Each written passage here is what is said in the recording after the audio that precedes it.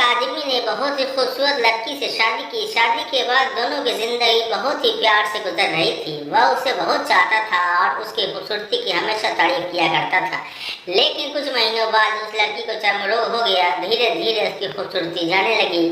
खुद को इस तरह देख उसके मन में डर समाने लगा कि यदि वह खूबसूरती चली गई तो उसके पति उससे नफरत करने लगेगा और वह उसकी नफरत बर्दाश्त नहीं कर पाएगा।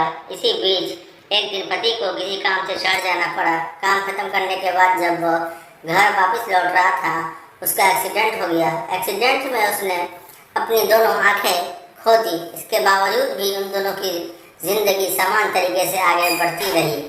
समय गुजरता रहा और अपने चर्म रोग के कारण लड़की ने अपनी खूबसूरती पूरी तरह गंवा दी। बदसूरत हो गई, लेकिन अंधे पति को इस बारे में कुछ भी पता नहीं था। इसलिए उसके खुशहाल विवाहित जीवन पर कोई प्रभाव नहीं पड़ा। वह उसे उसी तरह प्यार करता रहा। एक दिन उस लड़की की मौत हो गई। पति अब अकेला हो गया था। वह बहुत दुखी था। वह उस शहर को छोड़कर जाना चाहता था।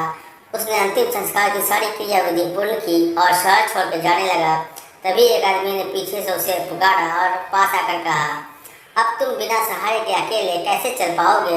इतने साल तो तुम्हारी पत्नी तुम्हारी मदद किया करती थी। पत्नी ने जवाब दिया, दोस्त मैं अंधा नहीं हूँ, मैं बस अंधा होने का नाटक कर रहा था। क्योंकि यदि मेरी पत्नी को पता चल जाता कि मैं उसकी बदसूरती देख सकता हूँ तो यह उसे उसके रोग से ज़्यादा दर्द देता। इसलिए मैंने इतने साल अंधे होने का दिखावा किया। वह बहुत अच्छी पत्नी थी, मैं बस उसे खुश रखना चाहता था।